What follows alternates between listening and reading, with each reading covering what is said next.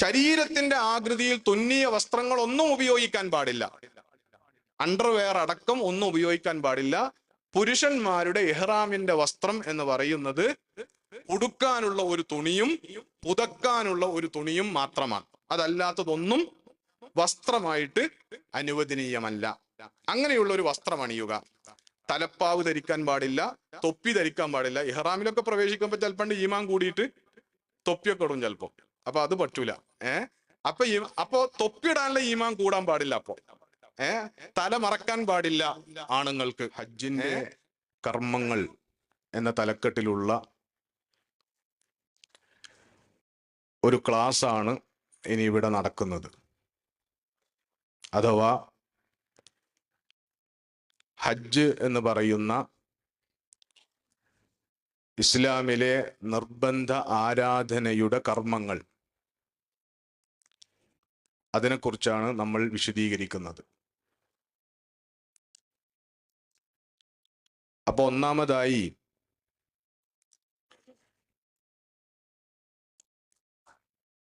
ഹജ്ജ് എന്ന് പറഞ്ഞാൽ എന്താണ്? അറബി ഭാഷയിൽ അൽ ഹജ്ജ് എന്ന് പറഞ്ഞാൽ അൽ ഖസ്ദ് എന്നാണ് അർത്ഥം. അഥവാ ലക്ഷ്യം വെക്കുക, ഉദ്ദേശിക്കുക എന്നാണ് അൽ ഹജ്ജ് എന്ന് പറയുന്ന വാക്കിന്റെ ഭാഷാപരമായ അർത്ഥം. അൽ ഹാജ് എന്ന് പറഞ്ഞാൽ ലക്ഷ്യം വെക്കുന്നവൻ, ഉദ്ദേശിക്കുന്നവൻ എന്നാണ്. ആ പദത്തിൽ നിന്ന് തന്നെയാണ് ഹജ്ജിന്റെ നിർവചനം എന്താണ് എന്ന് കർമ്മശാസ്ത്ര പണ്ഡിതന്മാർ നിർണയിച്ചിട്ടുള്ളത്. അപ്പൊ ഭാഷാപരമായ അർത്ഥം ഹജ്ജ് എന്ന് പറഞ്ഞാൽ ലക്ഷ്യം വെക്കുക എന്നാണ്. സാങ്കേതികമായി ഹജ്ജ് എന്ന് പറയുന്നതിന്റെ നിർവചനം അൽ ഖസ്ദു ഇലാ ബൈത്തില്ലാഹിൽ ഹറാം ലി അദാഇ അഅ്മാലിൻ മഖ്സൂസത്തിൻ ബിശുറൂത്തിൻ മഖ്സൂസ. ചില പ്രത്യേകമായ കർമ്മങ്ങൾ അത് നാട്ടിലാകെ വിളംബരം ചെയ്തു റസൂലുള്ളാഹി സ്വല്ലല്ലാഹു അലൈഹി വസല്ലം. ഞാൻ ഹജ്ജിന് പോവുകയാണ്, അതുകൊണ്ട് സാധ്യമാകുന്നവരൊക്കെ എൻ്റെ കൂടെ ഹജ്ജിന് പോരുക എന്ന് റസൂല് നിർദ്ദേശിച്ചു. അങ്ങനെ വിവരമറിഞ്ഞ എല്ലാ പ്രദേശത്തു നിന്നുള്ള ആളുകൾ നബിയുടെ കൂടെ ഹജ്ജിന് വേണ്ടി പുറപ്പെട്ടു. നബി സല്ലല്ലാഹു അലൈഹി വസല്ലം മദീനയിൽ നിന്ന് ഹജ്ജിന് പുറപ്പെട്ട് മക്കയിലേക്ക് ഇങ്ങനെ സഞ്ചരിക്കുന്നതിനെ കുറിച്ച് ഹദീസുകളിൽ റിപ്പോർട്ട് ചെയ്തിട്ടുണ്ട്. അതെന്താന്ന് ചോദിച്ചാൽ സഹാബികൾ റിപ്പോർട്ട് ചെയ്യുന്നത് റസൂൽ ഇങ്ങനെ സഞ്ചരിക്കുന്നു. റസൂലിന്റെ മുന്നിലും പിറകിലും വലതുഭാഗത്തും ഇടതുഭാഗത്തും കണ്ണെത്താ ദൂരത്തോളം വിശ്വാസികൾ അങ്ങനെ നിറഞ്ഞൊഴുകി പരക്കുന്ന ഒരു കാഴ്ചയാണ് റസൂലിന്റെ ഹജ്ജിനുണ്ടായിരുന്നത്. അങ്ങനെ റസൂല് പുറപ്പെട്ടതാണ്. അതെന്തിനാന്ന് ചോദിച്ചാൽ റസൂൽ അങ്ങനെ ആഹ്വാനം നടത്തിയത് ഹജ്ജ് കർമ്മം ഞാൻ മാതൃക കാണിക്കുന്നത് കണ്ട് പഠിച്ച് വരും കാല തലമുറകൾക്ക് അത് പഠിപ്പിച്ചു കൊടുക്കാൻ വിശ്വാസികൾക്ക് ബാധ്യതയുണ്ട് എന്ന നിലക്കാണ് റസൂലുള്ളാഹി സ്വല്ലല്ലാഹു അലൈഹി വസല്ലം അങ്ങനെ വിശ്വാസികളെ കൂടെ കൂട്ടിയത് ധാരാളമായി. അപ്പൊ റസൂൽ എന്നിട്ട് പറഞ്ഞു അവരോട് ഖുദൂ അന്നി മനാസിക്കക്കും, നിങ്ങളുടെ ഹജ്ജിന്റെ കർമ്മങ്ങൾ നിങ്ങൾ എന്നിൽ നിന്ന് സ്വീകരിക്കുക. പ്രത്യേകിച്ചും റസൂലുള്ളാഹി സ്വല്ലല്ലാഹു അലൈഹി വസല്ലം അങ്ങനെ പറയുന്നതിനൊരു പ്രത്യേകമായ സവിശേഷതയുണ്ട്. അതെന്താന്ന് ചോദിച്ചാൽ തൊട്ടു മുമ്പുള്ള ഹിജ്റ 9-ാം വർഷം വരെ മക്കയിൽ നടന്നിട്ടുള്ള ഹജ്ജ് എന്ന് പറയുന്നത് ജാഹിലിയ്യത്തിന്റെ ഹജ്ജാണ്. അത് ഷിർക്കിന്റെ ഹജ്ജാണ്. ഒരുപാട് ഷിർക്കൻ ആചാരങ്ങളുള്ള, ഒരുപാട് ജാഹിലിയ്യത്തിന്റെ അനാചാരങ്ങൾ കുടികൊള്ളുന്ന, കഅബയെ നഗ്നമായി തവാഫ് ചെയ്യുക പോലെയുള്ള അത്യാചാരങ്ങൾ നിലവിലുള്ള ഒരു ഹജ്ജാണ് അതിന് തൊട്ടു മുമ്പുള്ള വർഷം വരെ നടന്നിട്ടുള്ളത്. ആ ഷിർക്കിൽ അധിഷ്ഠിതമായ, ദുരാചാരങ്ങൾ നിറഞ്ഞ, അന്ധവിശ്വാസങ്ങളിൽ അധിഷ്ഠിതമായ ഹജ്ജിനെ ഇസ്ലാം റദ്ദ് ചെയ്യുകയാണ്. എന്നിട്ട് റസൂൽ സല്ലല്ലാഹു അലൈഹി വസല്ലം ഇസ്ലാമിലെ ഹജ്ജിനെ പരിചയപ്പെടുത്താൻ പോവുകയാണ്. ആ ഹജ്ജ് കണ്ടു പഠിക്കാനാണ് സഹാബികൾ അങ്ങനെ റസൂലിന്റെ കൂടെ അണിനിരന്നത്. ആ റസൂൽ എങ്ങനെയാണ് ഹജ്ജ് ചെയ്ത് കാണിച്ചതെന്ന് സഹാബികൾ ഹദീസുകളിലൂടെ നമുക്ക് പകർന്നു തന്നിട്ടുണ്ട്. അതറിയുകയും അത് പഠിക്കുകയും ചെയ്ത് റസൂലിനെ പിൻപറ്റി നമ്മൾ ചെയ്യുന്ന അമല് ആരാധനയാണെന്ന് ഉറപ്പുവരുത്തണം. അപ്പൊ അതിന് നമ്മൾ ഹജ്ജിന്റെ കർമ്മങ്ങൾ പഠിക്കണം. ഹജ്ജിന്റെ കർമ്മങ്ങൾ പഠിക്കുക തന്നെ വേണം. പഠിച്ചാൽ മനസ്സിലാകാത്തതൊന്നും ഹജ്ജിന്റെ കർമ്മങ്ങളായില്ല. വളരെ സിമ്പിളായി നമ്മുടെ കൂട്ടത്തിലെ ഏറ്റവും സാധാരണക്കാരനായ ഒരാൾക്കും പഠിച്ചാൽ, മനസ്സ് വെച്ച് പഠിക്കാൻ മെനക്കെട്ടാൽ വളരെ എളുപ്പത്തിൽ മനസ്സിലാക്കിയെടുക്കാൻ പറ്റുന്ന കർമ്മങ്ങൾ മാത്രമേ ഹജ്ജിലുള്ളൂ. അതുകൊണ്ട് ഒരിക്കലും നമ്മുടെ ഹജ്ജ് പിഴക്കുകയില്ല.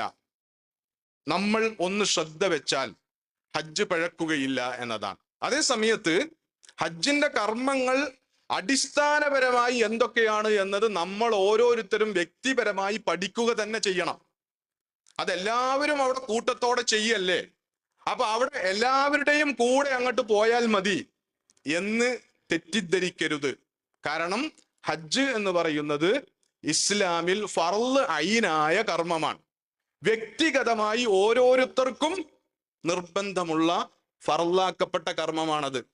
അത് എല്ലാവരും ഒരു സമയത്തും ഒരു സ്ഥലത്തും ഒരുമിച്ചാണ് ചെയ്യുക എന്നത് ശരിയാണ്. പക്ഷേ ഓരോരുത്തരുടെയും ഹജ്ജ് അവനവൻ്റെതാണ്.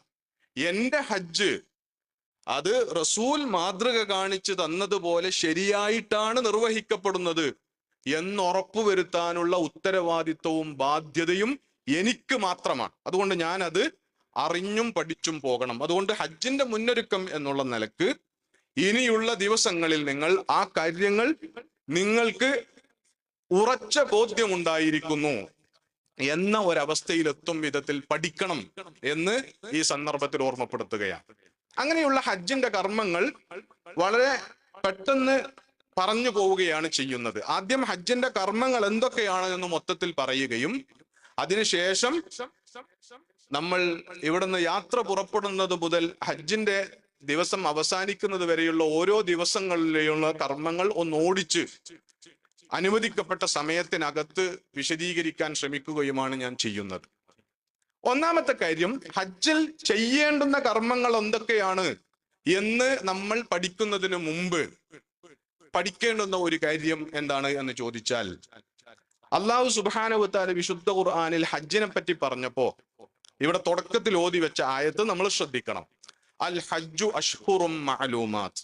ഹജ്ജ് എന്ന് പറയുന്നത് അറിയപ്പെട്ട മാസങ്ങളിലാണ്. അതിനുശേഷം അല്ലാഹ് പറയുന്നത് വളരെ സവിശേഷതയുള്ള വർത്തമാനമാണ്. ഹജ്ജ് ഫർളാക്കപ്പെട്ടിരിക്കുന്നു എന്ന് പറഞ്ഞിട്ട് അല്ലാഹ് എന്താണ് പറയുന്നത്? ഫമൻ ഫറള ഫീഹിന്നൽ ഹജ്ജ ഫലാ റഫസ വലാ ഫുസൂഖ വലാ ജിദാല ഫിൽ ഹജ്ജ്. അങ്ങനെ ആർക്കെങ്കിലും ആ മാസങ്ങളിൽ ഹജ്ജ് നിർബന്ധമായാൽ അയാൾ എന്ത് ചെയ്യണം എന്ന് പറയുമ്പോൾ നമ്മൾ പ്രതീക്ഷിക്കേണ്ടത് എന്താണ്? അപ്പൊ അല്ലാഹ് പറയാ, ആർക്കെങ്കിലും ആ മാസത്തിൽ ഹജ്ജ് നിർബന്ധമായാൽ അയാൾ ഇഹ്റാമിൽ പ്രവേശിക്കണം, അയാൾ അറഫയിൽ നിൽക്കണം, അയാൾ തവാഫ് ചെയ്യണം, അയാൾ സഅയ് ചെയ്യണം. ഇങ്ങനെയൊക്കെയാണ് പറയേണ്ടത്. പക്ഷേ അല്ലാഹ് ആർക്കെങ്കിലും അങ്ങനെ ഹജ്ജ് നിർബന്ധമായാൽ അയാൾ ഉപേക്ഷിക്കേണ്ടുന്ന കാര്യങ്ങളെ കുറിച്ചാണ് ആ ആയത്തിൽ പറയുന്നത്. അങ്ങനെ ആർക്കെങ്കിലും ഹജ്ജ് നിർബന്ധമായാൽ ഫലാ റഫസ, അയാൾ ലൈംഗികമായ വർത്തമാനമോ ചിന്തയോ അതേപോലെ തന്നെ പ്രവൃത്തികളോ ചെയ്യാൻ പാടില്ല. റഫസ് എന്ന് പറഞ്ഞാൽ സ്ത്രീ പുരുഷ ലൈംഗിക ബന്ധത്തിന് പറയുന്ന പേരാണ്. അതിനെക്കുറിച്ചുള്ള തെറ്റായ ആലോചനകൾ, അതിനെക്കുറിച്ചുള്ള തെറ്റായ അശ്ലീലമായ വർത്തമാനങ്ങൾ, അത് തെറ്റായി അത്തരത്തിലുള്ള പ്രവർത്തനങ്ങൾ ഇത് ഹജ്ജിൽ പാടില്ല. ഇത് ഒഴിവാക്കണം എന്നതാണ് ഒന്നാമത്തെ നിർദ്ദേശം. അങ്ങനെയുള്ള മോശം ചിന്തകളൊക്കെ, മോശം വിചാരങ്ങളൊക്കെ ഒഴിവാക്കുക. പ്രത്യേകിച്ചും സ്ത്രീ പുരുഷന്മാർ ഒന്നിച്ചുള്ള ഒരു ഒഴുക്കാണ് ഹജ്ജിൻ്റെത്. അതിൻ്റെ ഇടയിൽ ഹജ്ജിനെ മറന്നിട്ട്, അള്ളാന്റെ മുമ്പിലാണെന്ന് മറന്നിട്ട് തെറ്റായ ചിന്തകളും വികാരങ്ങളും ഒക്കെ ഉണ്ടായി പോകുന്നതിനെ സൂക്ഷിക്കണം. അശ്ലീലമായ വർത്തമാനങ്ങൾ പറയുന്നത് സൂക്ഷിക്കണം.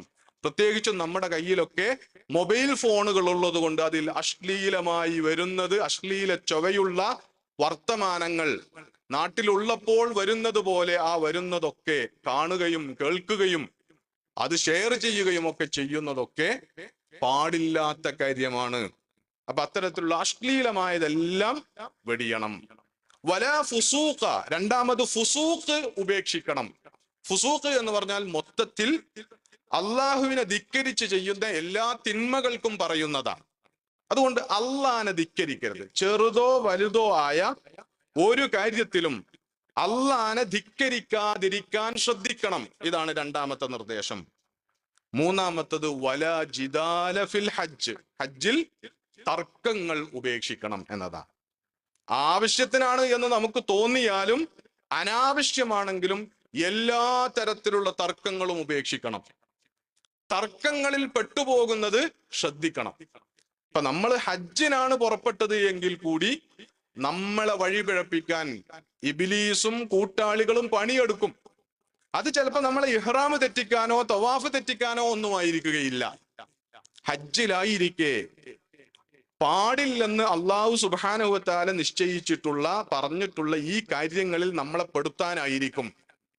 തെറ്റായ അശ്ലീലമായ വികാര വർത്തമാനങ്ങളിൽ, അള്ളാഹുവിനെ ധിക്കരിക്കുന്ന ചെറുതോ വലുതോ ആയ കാര്യങ്ങളിൽ, തർക്കങ്ങളിൽ ഒക്കെ പെടുത്തി നമ്മുടെ ഹജ്ജിനെ ദുർബലപ്പെടുത്താൻ, ഇല്ലാതാക്കാനുള്ള വസ്വാസുകൾ, ദുർബോധനങ്ങൾ പിശാചിന്റെ ഭാഗത്തു നിന്നുണ്ടാകാൻ സാധ്യതയുണ്ട്. അത് കാക്കണം.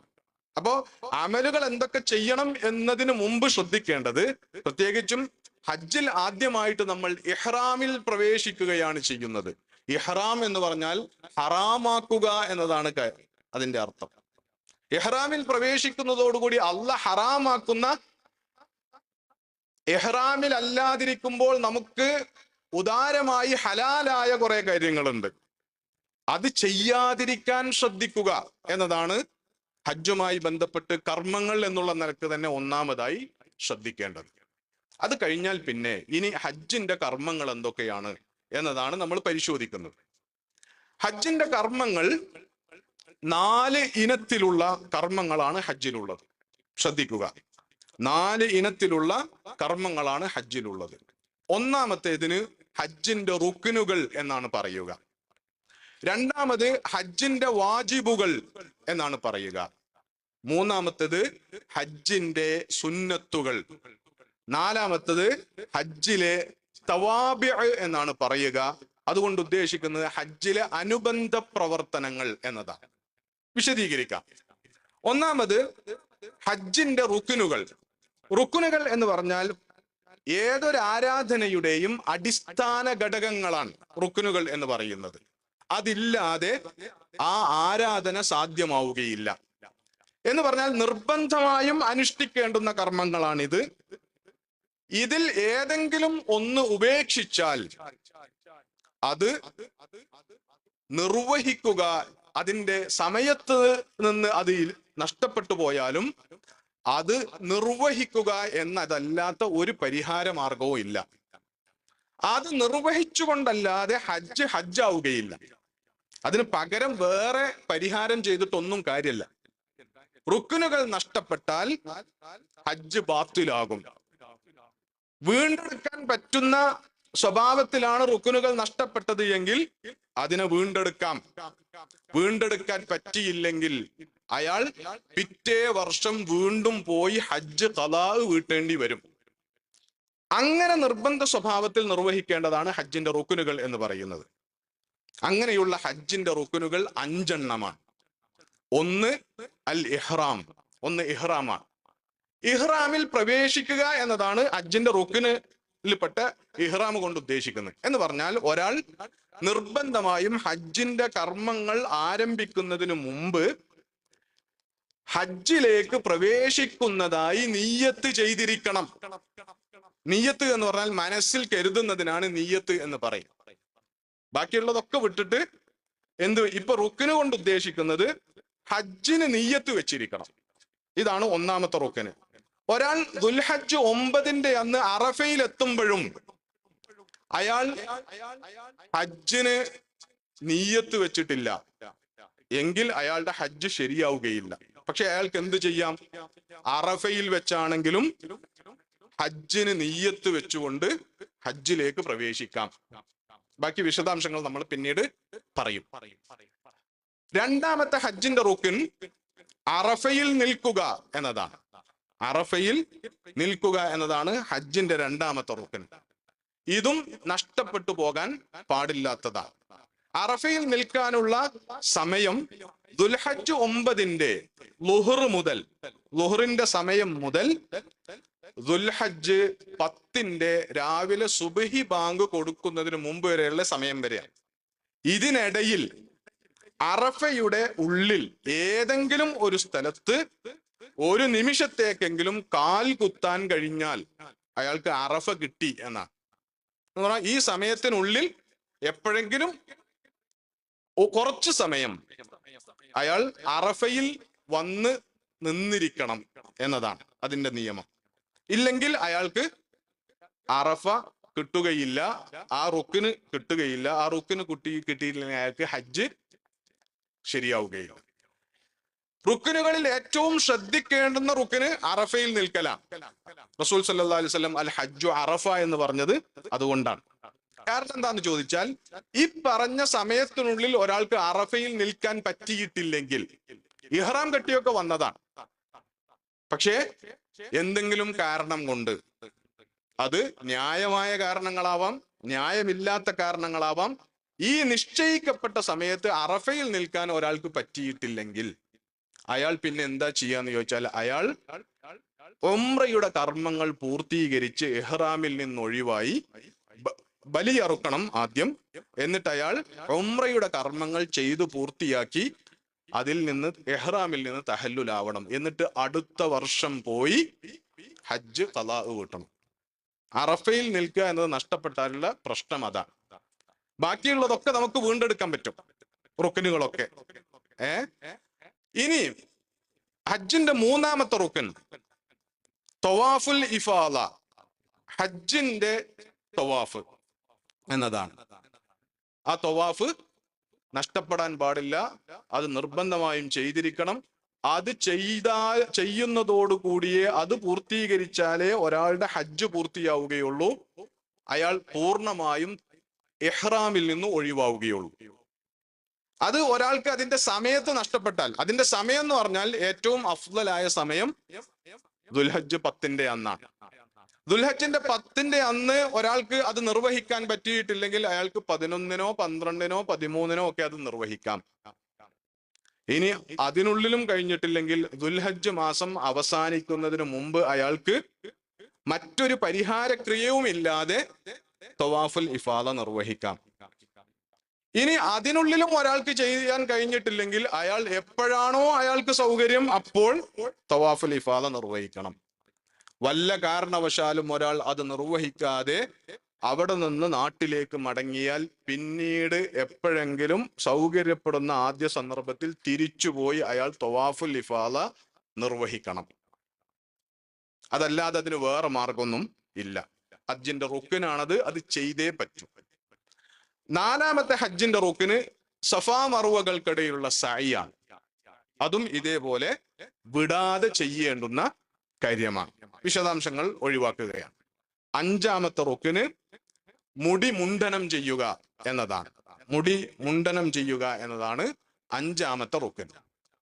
അതോടുകൂടി അയാൾ ഹജ്ജിന്റെ കർമ്മങ്ങളിൽ നിന്ന് പൂർണ്ണമായി ഇഹ്റാമിൽ നിന്ന് ഒഴിവാകുന്നു എന്നതാണ് സംഭവിക്കുക. അപ്പൊ ഈ റുക്കിനുകളുടെ പ്രത്യേകത എന്താ വെച്ചാൽ, ഇത് നിർബന്ധമായും നിർവഹിക്കേണ്ടതാണ്.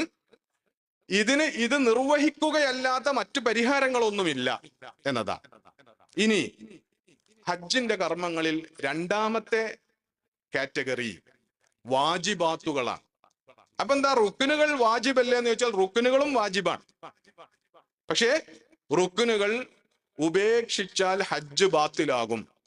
അതേസമയത്ത് ഇനി നമ്മൾ വാജിബുകൾ എന്ന് പറഞ്ഞ് പറയുന്ന കാര്യങ്ങൾ ഇതും ഹജ്ജിൽ നിർബന്ധമായും ചെയ്യേണ്ടതാണ്, ഉപേക്ഷിക്കാൻ പാടില്ലാത്തതാണ്, ഉപേക്ഷിക്കുന്നത് കുറ്റകരമാണ്.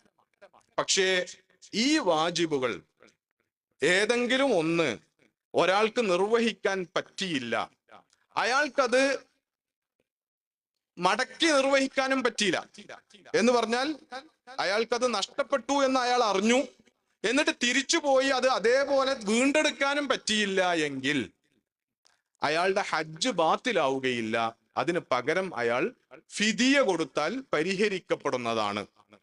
ഫിദിയ എന്ന് പറഞ്ഞാൽ ഏറ്റവും ചുരുങ്ങിയത് ഒരാടിനെ അറുക്കലാണ്. ഉളഹിയ്യത്ത് അറുക്കാൻ പറ്റുന്ന ഒരാടിനെ അറുത്ത് പ്രായശ്ചിത്തം ചെയ്താൽ അയാളുടെ ഹജ്ജ് സ്വഹീഹായി കിട്ടുന്നതാണ്. ഹജ്ജ് ബാത്തിലാവൂല. ആദ്യം പറഞ്ഞ റുക്കുനുകൾ നഷ്ടപ്പെടുന്നത് പോലെയല്ല, ഇതെന്ത് ചെയ്യാം? ഫിദിയ കൊടുത്ത് പരിഹരിക്കാവുന്നതാണ്. അങ്ങനെയുള്ള ഹജ്ജിലെ നിർബന്ധ കർമ്മങ്ങൾക്കാണ് എന്ത് പറയാ? വാജിബാത്തുകൾ എന്ന് പറയാം, വാജിബുകൾ എന്ന് പറയും. അത് 5 എണ്ണമാണ്. 5+1 6 എണ്ണമുണ്ട്. ബലി അടക്കം. ബലി എല്ലാവർക്കും നിർബന്ധമല്ലാത്തതുകൊണ്ടാണ് ആ 5 എണ്ണത്തിൽ പറയാത്തത്. ആ 5 എണ്ണത്തിൽ 1, ഇഹ്റാം ചെയ്യുന്നത് മീഖാത്തിൽ നിന്നായിരിക്കണം എന്നതാണ് ഹജ്ജിന്റെ വാജിബുകളിൽ ഒന്നാമത്തത്. അപ്പൊ ഇഹ്റാം ചെയ്യണം എന്നത് ഹജ്ജിന്റെ റുക്കിനും, എന്നാൽ ആ ഇഹ്റാം ചെയ്യുന്നത് മീഖാത്തിൽ നിന്നായിരിക്കണം എന്നത് ഹജ്ജിന്റെ വാജിബുകളിൽ പെട്ടതുമാണ്. രണ്ടാമത്തത് മുസ്ദലിഫയിൽ രാപ്പാർക്കുക. ഹജ്ജിന്റെ വാജിബുകളിൽ രണ്ടാമത്തത്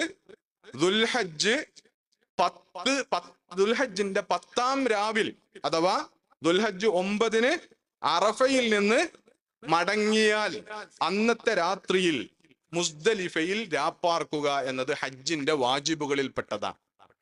എന്തെങ്കിലും കാരണവശാൽ ഒരാൾക്ക് ആ രാവിൽ മുസ്ദലിഫയിൽ എത്താൻ കഴിഞ്ഞില്ല എങ്കിൽ അയാൾ നേരത്തെ പറഞ്ഞതുപോലെ ബലി കൊടുത്ത് പ്രായശ്ചിത്തം ചെയ്ത് അത് പരിഹരിക്കണം. മൂന്നാമത്തത് ജംറകളിൽ കല്ലെറിയുക. ദുൽഹജ്ജ് 10-ന്റെ അന്ന് ജംറത്തുൽ അഖബയിൽ 7 ഏറുകളും ദുൽഹജ്ജ് 11, 12 തീയതികളിൽ 3 ജംറകളിലും 7 വീതം ഏറുകളും, കഴിയുന്നവർക്ക് സാവകാശമുള്ളവർക്ക് ദുൽഹജ്ജ് 13-ന് കൂടി 3 ജംറകളിലും 7 വീതം കല്ലുകൾ എറിയുകയും ചെയ്യുന്നത് ഹജ്ജിന്റെ വാജിബുകളിൽ പെട്ടതാണ്. അപ്പൊ അത് ഉപേക്ഷിക്കാൻ പാടില്ലാത്തതാണ്. അത് സ്വയം നിർവഹിക്കാൻ ശാരീരിക ശേഷി ഇല്ലാത്തവർക്ക് മറ്റൊരാളെ ഏൽപ്പിച്ചത് നിർവഹിക്കാവുന്നതാണ്. അങ്ങനെയും നിർവഹിക്കാൻ കഴിഞ്ഞില്ലെങ്കിൽ ഫിദിയ കൊണ്ട് പരിഹരിക്കേണ്ടുന്ന കർമ്മമാണ് ജംറകളിൽ കല്ലെറിയുക എന്ന് പറയുന്നത്. നാലാമത്തെ വാജിബ് അയ്യാമുത്ത് തശ്രീഖിലെ 2 രാവുകളിൽ മിനയിൽ രാപ്പാർക്കലാണ്. ദുൽഹജ്ജ് 10-ന്റെ അന്ന് നമ്മൾ ഹജ്ജിന്റെ പ്രധാന കർമ്മങ്ങൾ കഴിയുന്നതോടുകൂടി നമ്മൾ ദുൽഹജ്ജ് 11-ാം രാവിലേക്ക് കടക്കും. ആ രാവിലും പിറ്റേ ദിവസത്തെ ദുൽഹജ്ജ് 12-ാം രാവിലും നിർബന്ധമായും മിനയിൽ രാപ്പാർക്കുക. ദുൽഹജ്ജ് 12-ന്റെ പകലിൽ സൂര്യൻ അസ്തമിക്കുന്നതിന് മുമ്പ് മിന വിടാത്ത ആളുകൾ ദുൽഹജ്ജ് 13-ാം രാവിൽ കൂടി മിനയിൽ രാപ്പാർക്കുക. ഇത് നിർബന്ധമുള്ള കാര്യമാണ്. ഇത് ഹജ്ജിന്റെ വാജിബുകളിൽ പെട്ടതാണ്. ഈ വാജിബുകളിൽ മൊത്തം ഒരൊറ്റ വാജിബായിട്ടാണ് പരിഗണിക്കുക. ഇതിൽ ഏതെങ്കിലും ഒരു രാവിൽ ഒരാൾക്ക് മിനയിൽ നിൽക്കാൻ കഴിഞ്ഞില്ല, അയാൾ ഒരു ബലി കൊടുക്കേണ്ടതില്ല.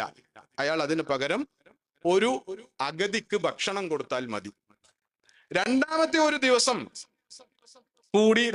ഒരു രാവ് കൂടി ഒരാൾക്ക് മിനയിൽ നിൽക്കാൻ വല്ല കാരണം കൊണ്ടും കഴിഞ്ഞിട്ടില്ലെങ്കിൽ അയാൾ 2 അഗതികൾക്ക് ഭക്ഷണം കൊടുത്താൽ മതി. അതേ സമയത്ത് മിനയിൽ രാപ്പാർക്കുക എന്ന കർമ്മം പൂർണ്ണമായി ഒരാൾ ഉപേക്ഷിച്ചാൽ അയാൾ അതിന് പകരം ഒരാടിനെ ബലി കൊടുക്കണം, ചുരുങ്ങിയത്. അതാണ് അതിനുള്ള പ്രായശ്ചിത്തം. 5-ാമത്തെ വാജിബ്, ഹജ്ജിന്റെ വാജിബുകളിൽ 5-ാമത്തത് ത്വവാഫുൽ വിദാ ആണ്. നമ്മൾ ഹജ്ജിന്റെ കർമ്മങ്ങളൊക്കെ പൂർത്തീകരിച്ച് മക്കയിലുള്ള നമ്മുടെ നിൽപ്പ് അവസാനിച്ച് നമ്മൾ മക്ക വിടുകയാണ്. ആ മക്ക വിടുന്നതിന് മുമ്പ് ഏറ്റവും അവസാനമായി, യാത്ര പുറപ്പെടുന്നതിന് മുമ്പ് ഏറ്റവും അവസാനമായി ഹാജി നിർബന്ധമായും ചെയ്യേണ്ടുന്ന കർമ്മമാണ് വിടവാങ്ങൽ ത്വവാഫ്. ഹജ്ജിന്റെ ത്വവാഫ് കൂടാതെ വിടവാങ്ങൽ ത്വവാഫ് ചെയ്യുക. ഇതാണ് ഹജ്ജിന്റെ വാജിബുകൾ എന്ന് പറയുന്നത്.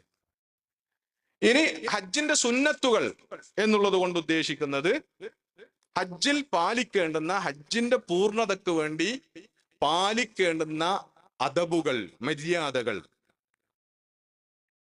ഹജ്ജിന്റെ ഓരോ കർമ്മവും ശരിയായി നിർവഹിക്കുന്നതിന് വേണ്ടി നിശ്ചയിക്കപ്പെട്ടിട്ടുള്ള നിബന്ധനകൾ, ആ നിബന്ധനകളൊക്കെ പാലിക്കുന്നതിനെയാണ് ഹജ്ജിന്റെ സുന്നത്തുകൾ എന്ന് പറയുക. അത് ഓരോ കർമ്മവുമായി ബന്ധപ്പെട്ട് വിശദമായി ഉണ്ട്. അതിങ്ങനെ എണ്ണി പറയുക, ഇത്ര എണ്ണം എന്ന് പറയുക സാധ്യമല്ല.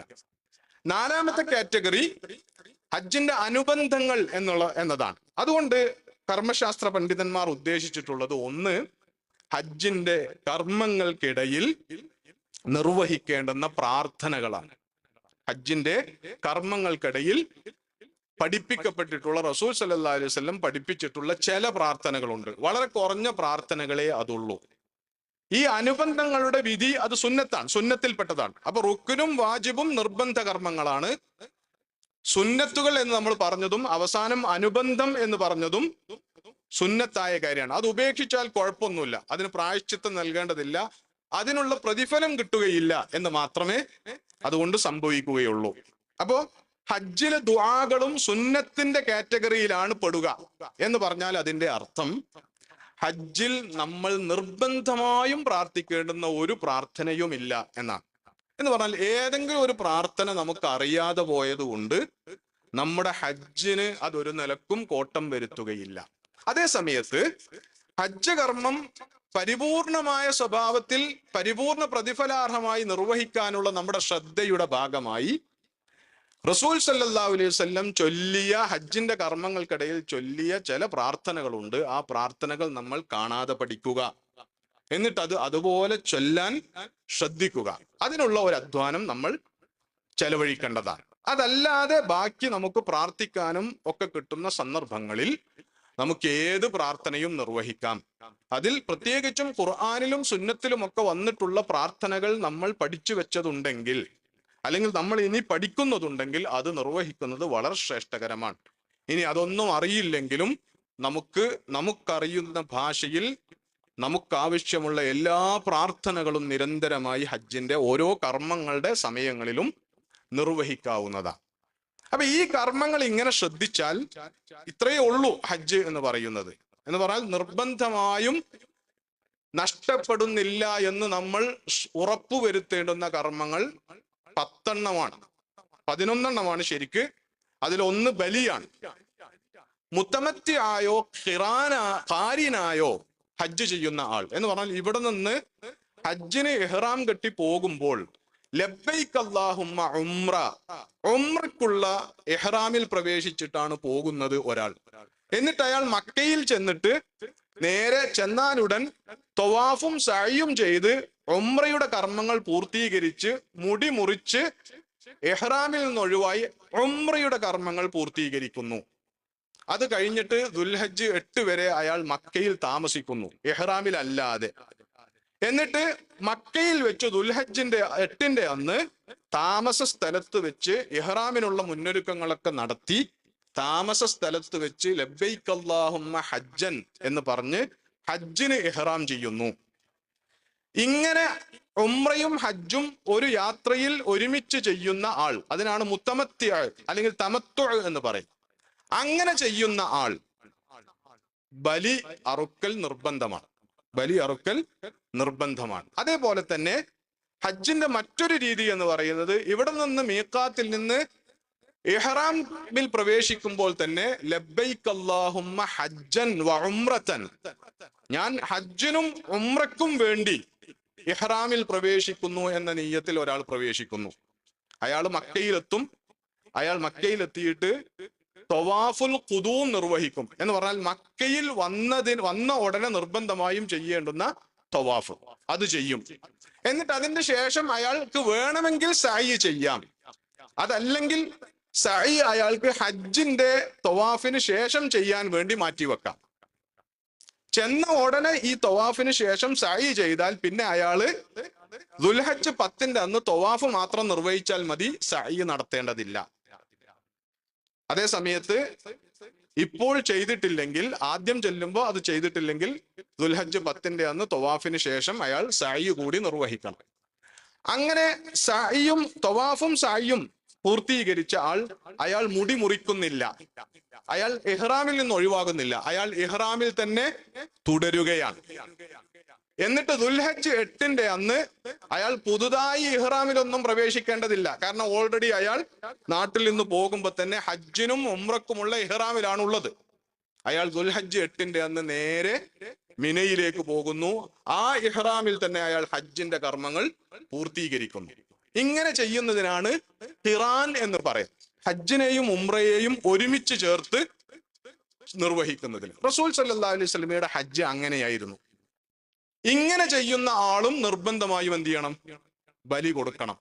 ഇനി അതല്ലാതെ ഇഹ്റാമിൽ പ്രവേശിക്കുന്ന രീതികളിൽ മറ്റൊരു രീതി എന്ന് പറയുന്നത്, ഒരാൾ ഇവിടെ നിന്ന് യാത്ര പുറപ്പെട്ട് മീഖാത്തിൽ വെച്ച് ഇഹ്റാമിൽ പ്രവേശിക്കുമ്പോൾ ലബ്ബൈക അല്ലാഹുമ്മ ഹജ്ജൻ എന്ന് പറഞ്ഞിട്ട് ഹജ്ജിന് വേണ്ടി, ഹജ്ജിനുള്ള ഇഹ്റാമിലാണ് പ്രവേശിക്കുന്നത്. അങ്ങനെ അയാൾ മക്കയിൽ ചെല്ലും. അയാൾ മക്കയിൽ ചെന്ന് തവാഫുൽ ഖുദൂം അയാൾ നിർവഹിക്കും. അതിനുശേഷം അയാൾ ദുൽഹജ്ജ് 8-ന് മിനയിലേക്ക് പോകും. ഹജ്ജിന്റെ കർമ്മങ്ങൾ പൂർത്തീകരിക്കും. അയാൾ ഹജ്ജ് മാത്രമാണ് ചെയ്യുന്നത്. ആദ്യത്തെ 2 രൂപത്തിലും ഹാജി എന്ത് ചെയ്യുന്നുണ്ട്? ഉംറയും ചെയ്യുന്നുണ്ട്, അതിന്റെ കൂടെ ഹജ്ജും ചെയ്യുന്നുണ്ട്. ഇങ്ങനെ ഹജ്ജ് മാത്രമായി ചെയ്യുന്ന ആളുകൾക്ക് എന്തില്ല? ബലി നിർബന്ധമില്ല. ബലി നിർബന്ധമില്ല. മറ്റ് 2 പേർക്കും ബലി നിർബന്ധമാണ്. അപ്പോ ബലി ഹജ്ജിന്റെ നിർബന്ധമായ കർമ്മങ്ങളിൽ ഒന്നാണ്. അപ്പൊ 11 നിർബന്ധ കർമ്മങ്ങളായി. ഇനി ബലി അറുക്കാൻ സാമ്പത്തിക ശേഷി ഇല്ലാത്തവർ മാത്രം, അവർക്ക് അതിന് പകരം 10 നോമ്പ് നോറ്റാൽ മതി. 3 എണ്ണം ഹജ്ജിലായിരിക്കെ അവിടെ നിന്നും ബാക്കി 7 എണ്ണം നാട്ടിൽ വന്നതിന് ശേഷവും നോമ്പ് നോറ്റു വീട്ടിയാൽ മതി ബലി അറുക്കുന്നതിന് പകരം. ഇനി ആർക്കെങ്കിലും സന്ദർഭവശാൽ മക്കയിൽ വെച്ച് ആ 3 നോമ്പ് എടുക്കാൻ കഴിഞ്ഞിട്ടില്ലെങ്കിൽ അവർ നാട്ടിലെത്തിയതിനു ശേഷം 10 നോമ്പ് നോറ്റു വീട്ടിയാലും മതി. പക്ഷെ അതിൽ ആദ്യത്തെ 3 നോമ്പ് ആദ്യം എടുക്കുകയും പിന്നീട് ഒരു 4 ദിവസത്തെ ഗ്യാപ്പ് എടുത്തതിന് ശേഷം 7 എണ്ണം പിന്നീട് നിർവഹിക്കുകയും ചെയ്യണം എന്നതാണ് നിയമം. അപ്പോ ബലി അടക്കം 11 നിർബന്ധ കാര്യങ്ങൾ, ഉപേക്ഷിക്കാൻ പാടില്ലാത്ത കാര്യങ്ങൾ. അതിൽ നമ്മൾ ശ്രദ്ധിച്ച് ചെയ്യേണ്ടുന്നത് 10 കാര്യങ്ങൾ. കാരണം എന്താണെന്ന് വെച്ചാൽ ബലി നമ്മൾ അതിനുള്ള ക്യാഷ് കൊടുക്കുന്നതോടുകൂടി നമ്മൾ അതിന്റെ ഉത്തരവാദിത്വത്തിൽ നിന്ന് ഒഴിവായി. ദുൽഹജ്ജ് 10-ന്റെ അന്ന് ഞാൻ കാശ് കൊടുത്ത് ഏൽപ്പിച്ചിട്ട് ബലി അറുത്തോ അറവ് നടന്നോ എന്ന് നമ്മൾ എവിടേക്കും വിളിച്ച് അന്വേഷിക്കേണ്ട കാര്യമില്ല. അത് നമ്മളെ ബാധിക്കുന്ന വിഷയമല്ല. അത് അവിടെ നടന്നുകൊള്ളും. ക്യാഷ് അടക്കൽ മാത്രമാണ് നമുക്ക് നിർബന്ധമായിട്ടുള്ളത്. ബാക്കി 10 കാര്യങ്ങൾ നിർബന്ധമായിട്ടും നമ്മൾ നിർവഹിക്കണം. അതിൽ തന്നെ റുക്നുകളായി പറഞ്ഞ 5 എണ്ണം ഒരു കാരണവശാലും വിട്ടുപോകരുത്. അത് ഹജ്ജിനെ ബാത്തിലാക്കി കളയും. ബാക്കിയുള്ളത് നിർവഹിക്കാൻ തന്നെയാണ് ശ്രദ്ധിക്കേണ്ടത് നിർബന്ധപൂർവം. പക്ഷേ വല്ല കാരണവശാലും അത് നിർവഹിക്കാൻ കഴിയാതെ പോയാൽ അതിന് പകരം ബലി അറുത്ത് നമുക്കതിന് പരിഹാരം ചെയ്യാവുന്നതാണ്. അപ്പൊ ഇതാണ് മൊത്തം ഹജ്ജിന്റെ കർമ്മങ്ങൾ എന്ന് പറയുന്നത്. ഇനി ഓടിച്ച് നമ്മൾ ഹജ്ജിന് യാത്ര പുറപ്പെടുന്നത് മുതലുള്ള കാര്യങ്ങൾ ഒന്ന് പെട്ടെന്ന് പറഞ്ഞു പോകാം. കുറഞ്ഞ സമയമേ നമുക്കുണ്ടാവുകയുള്ളൂ. അപ്പൊ അതിന് നമ്മൾ ഇവിടെ നിന്ന് ഹജ്ജിനായി യാത്ര പുറപ്പെടുന്നു. യാത്രക്കുള്ള മുന്നൊരുക്കങ്ങളൊക്കെ നടത്തുന്നു. ബാക്കി യാത്രയുടെ മര്യാദകൾ അങ്ങനെയുള്ള കാര്യങ്ങളൊക്കെ ഞാൻ വിട്ടുകളയാണ്. ഹജ്ജുമായി നേരെ ബന്ധമുള്ള കാര്യങ്ങൾ മാത്രം പറയാം. എന്നിട്ട് യാത്ര പുറപ്പെടുമ്പോൾ ഒരാൾ ആദ്യം ഇഹ്റാമിൽ പ്രവേശിക്കുന്നതിന് മുമ്പ് സുന്നത്താക്കപ്പെട്ട ചില കാര്യങ്ങളുണ്ട്.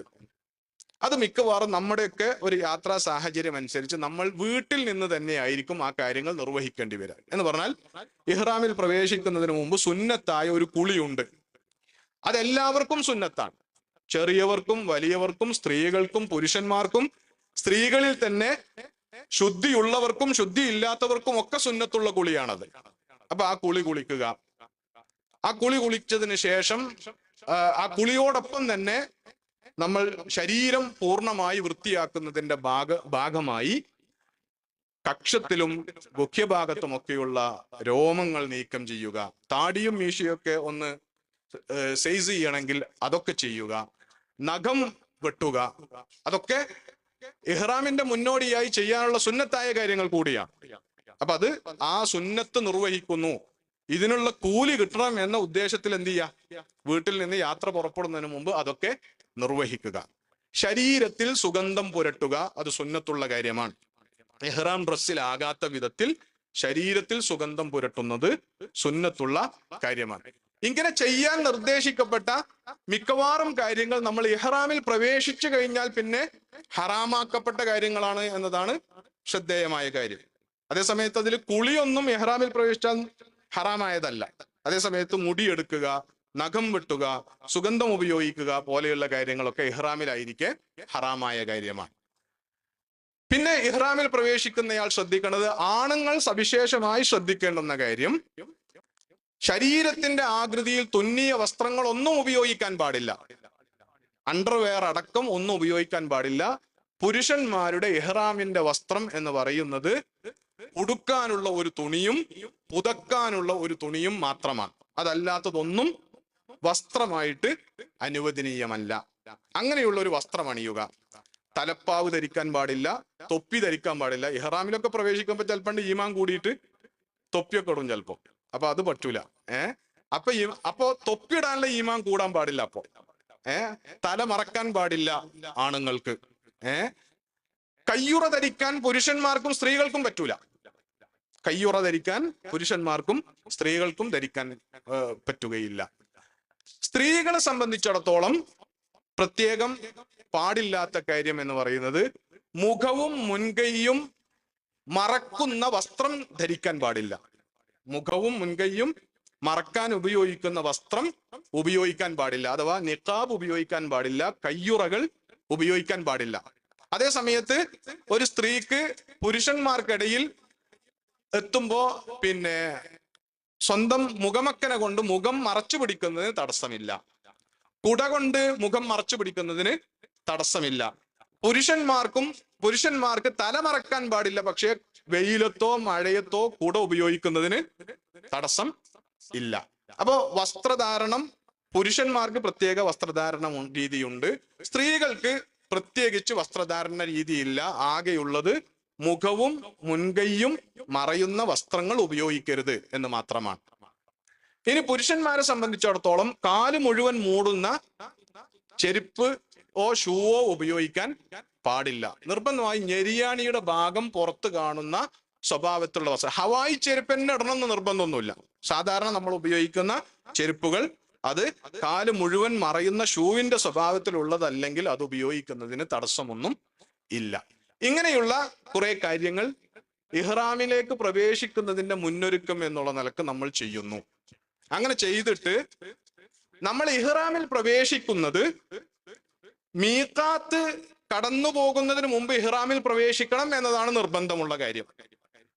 അപ്പോ ഇഹ്റാമി ഇന്ന സ്ഥലത്ത് വെച്ചായിരിക്കണം എന്നതിന് പ്രത്യേകിച്ച് നിർബന്ധമൊന്നുമില്ല. അപ്പൊ ഒരാൾക്ക് വേണമെങ്കിൽ ഇഹ്റാമിൽ പ്രവേശിക്കുന്നതും വീട്ടിൽ വെച്ചാകാം. ഈ കാര്യങ്ങളൊക്കെ ചെയ്തതിന് ശേഷം ഏതെങ്കിലും ഫർള് നമസ്കാരങ്ങൾ നിർവഹിക്കാനുണ്ടെങ്കിൽ ആ ഫർള് നമസ്കാരം നിസ്കരിച്ചതിന് ശേഷം, അല്ലെങ്കിൽ ഏതെങ്കിലും സുന്നത്ത് നമസ്കാരം നിർവഹിച്ചതിന് ശേഷം, ഇനി ഒന്നുമില്ലെങ്കിൽ വുളൂവിന് ശേഷമുള്ള 2 റക്അത്ത് സുന്നത്ത് എന്ന നിയ്യത്തിലോ, ഇഹ്റാമിന്റെ 2 റക്അത്ത് സുന്നത്ത് എന്ന നിയ്യത്തിലോ 2 റക്അത്ത് നമസ്കരിച്ചതിന് ശേഷം സലാം വീട്ടി അവിടെ ഇരുന്ന് ലബ്ബൈക അല്ലാഹുമ്മ ഉംറ എന്ന് പറഞ്ഞിട്ട് എന്ത് ചെയ്യാം? ഇഹ്റാമിൽ പ്രവേശിക്കാം. ആകെ അതുകൊണ്ടുള്ള റിസ്ക് എന്തേ ഉള്ളൂ എന്ന് വെച്ചാൽ, ആ സമയം മുതൽ അയാൾ ഇഹ്റാമിലായി. ഇഹ്റാമിൽ ശ്രദ്ധിക്കേണ്ടുന്ന കാര്യങ്ങളൊക്കെ അയാൾ എന്ത് ചെയ്യണം? ശ്രദ്ധിക്കണം എന്ന് മാത്രമേ ഉള്ളൂ. അവിടെ മുതൽ അയാൾ തൽബിയത്ത് ചൊല്ലി തുടങ്ങണം എന്നതുമാണ്. ഇനി അതേ സമയത്ത് ഒരാൾക്ക് ഒരു 2-3-4 മണിക്കൂറൊക്കെ സഞ്ചരിച്ചിട്ടാണ് എയർപോർട്ടിലേക്ക് എത്തേണ്ടത്. അപ്പൊ അത്രയും നേരം റിസ്ക് എടുക്കണ്ട എന്ന് വേണമെങ്കിൽ ഒരാൾക്ക് തീരുമാനിക്കാം. അതുകൊണ്ട് വീട്ടിൽ വെച്ച് ഇഹ്റാമിന്റെ വസ്ത്രം അണിയലും കാര്യങ്ങളും ബാക്കി മുന്നൊരുക്കങ്ങളൊക്കെ നടത്തി ഇനി ഇഹ്റാമിന്റെ ഡ്രസ്സ് അണിയലും എയർപോർട്ടിലേക്ക് മാറ്റി വെക്കാം. അയാൾ അവിടുന്ന് ഇഹ്റാമിൽ പ്രവേശിക്കണ്ട എന്ന് തീരുമാനിച്ചു. അങ്ങനെയുള്ള ആൾ എയർപോർട്ടിൽ വെച്ച് ഇഹ്റാമിൽ പ്രവേശിച്ചാലും മതി. അവിടെ മുതൽ അയാൾ ഇഹ്റാമിലായി. ഇനി നമ്മൾ പോകുന്നത് മിക്കവാറും ഹജ്ജ് വിമാനങ്ങളിലാണ്. അതല്ല, എല്ലാവരും ഹജ്ജ് വിമാനങ്ങളിലാണ് പോവുക. അപ്പൊ ഉറപ്പായും അതിൽ മീഖാത്തിൽ എത്തുന്നതിന് മുമ്പ് ഉള്ള അറിയിപ്പ് അതിലുണ്ടാകും. അപ്പൊ ഒരാൾക്ക് അത്രയും കോൺഫിഡൻസ് ഉണ്ടെങ്കിൽ എന്തായാലും ഞാൻ ആ സമയത്ത് ഉറങ്ങി പോവുകയൊന്നും ഇല്ല, മീഖാത്ത് എത്തിയ വിവരം കിട്ടുമ്പോ അപ്പൊ ഇഹ്റാമിൽ പ്രവേശിക്കാം എന്നൊരാൾ വെച്ചാൽ അയാൾക്ക് അതും മതിയാകുന്നതാണ്.